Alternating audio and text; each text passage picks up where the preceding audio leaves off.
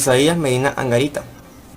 Nace en San Cristóbal el 6 de julio de 1897 y muere en Caracas el 15 de septiembre de 1953.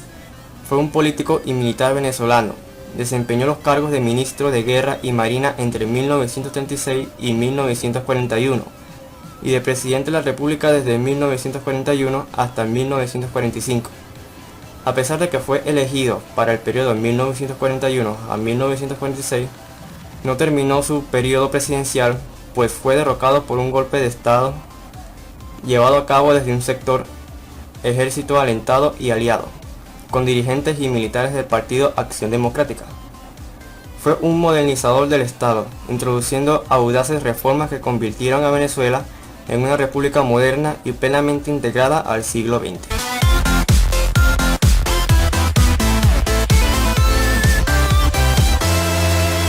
Fue un gobernante civilista democrático, dando pasos positivos para restaurar al pueblo de sus derechos.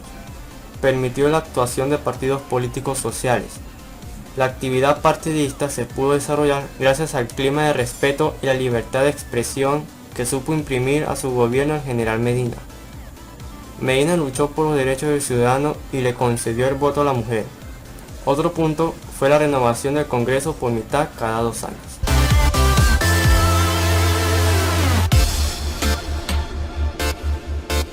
A ese cambio estructural en las esferas política, social y laboral que se iniciaron durante el gobierno de Medina Angarita, se añade un cambio de identidad índole en el campo legislativo, realizando a través de 3 reformas. La reforma fiscal, con la Ley de Impuestos sobre la Renta de 1942, cuyo objetivo fue establecer tributaciones progresivas para así proteger a los sectores menos adinerados, reduciendo los impuestos indirectos que hasta entonces recaían por igual en personas con ganancias muy pequeñas o abultadas. La reforma petrolera, con la Ley de Hidrocarburos de 1943, que extendía por 40 años más de las concesiones en las empresas extranjeras. La reforma agraria, con la Ley de Reforma Agraria de 1945.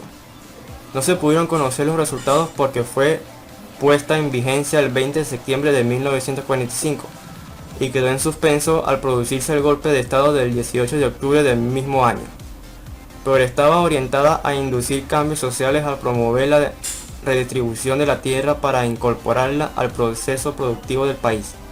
Además de las 3 leyes mencionadas, el general Medina creó en noviembre de 1944 una junta ad honorem que se encargaría de estudio y otorgamiento de créditos destinados a fomentar la producción del país y que se denominó Junta de Fomento de la Producción Nacional, destinada a proseguir la línea de cambio de las estructuras económicas del país y diversificar la economía fuertemente monoproductora.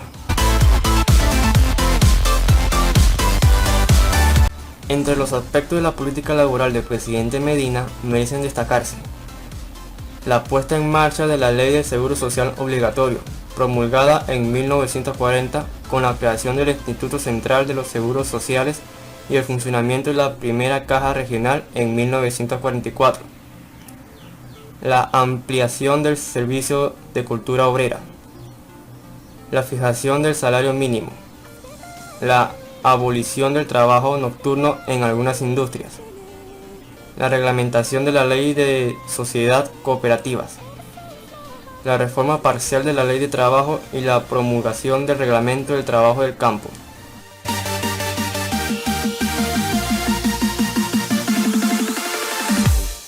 Al igual que con otros presidentes, la educación fue uno de los sectores más criticados de la gestión del presidente Medina. Sin embargo, mucho se hizo durante su periodo para desarrollarla tanto cualitativa como cuantitativamente. Rafael Vengas, último en asumir el Ministerio de Educación, dio un notable impulso a este respecto. 250.000 niños acudieron a las escuelas primarias y 97 liceos impartieron educación secundaria en todo el país. El analfabetismo redujo sus cifras en un 50% al final de su mandato. En cuanto a la reforma universitaria, expropió los terrenos de las haciendas, y en ese lugar, también con la colaboración de Carlos Raúl Villanueva, edificó la Ciudad Universitaria de Caracas, campus principal de la Universidad Central de Venezuela, con la finalidad de dotarlo de una nueva infraestructura y la principal casa de estudios superiores del país. fundó el Instituto Politécnico de Agricultura.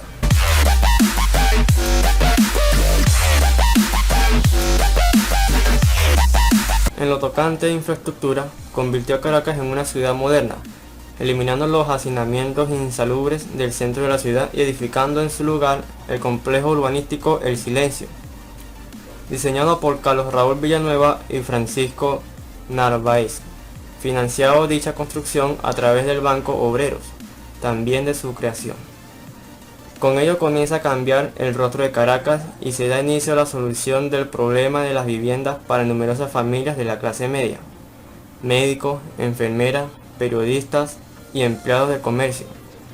El Banco Obrero, encargado de la ejecución del proyecto El Silencio en Caracas, intervino también en la construcción de la urbanización Rafael Urdaneta en Maracaibo, cuyas 1000 viviendas estaban a punto de terminarse en octubre de 1945.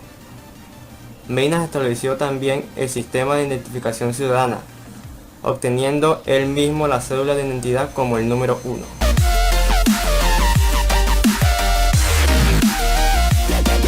Venezuela ya había roto relaciones diplomáticas desde diciembre de 1941 con los países del eje Alemania, Japón e Italia. Estos hechos trajeron como consecuencia algunas acciones diplomáticas tales como el congelamiento de los bienes de ciudadanos alemanes radicados en Venezuela. Al mismo tiempo, el gobierno restringió las actividades económicas de esos grupos dentro de las fronteras del país. Se logró por medio de investigaciones detener por lo menos a 800 ciudadanos de nacionalidad alemana que tenían actividades de apoyo al partido nazi. Por lo mismo, fueron encarcelados en campos de concentración en Lara y Trujillo. Por otro lado, se clausuró el Colegio Alemán de Caracas, luego de ser comprobado que tenía actividades pro-nazis.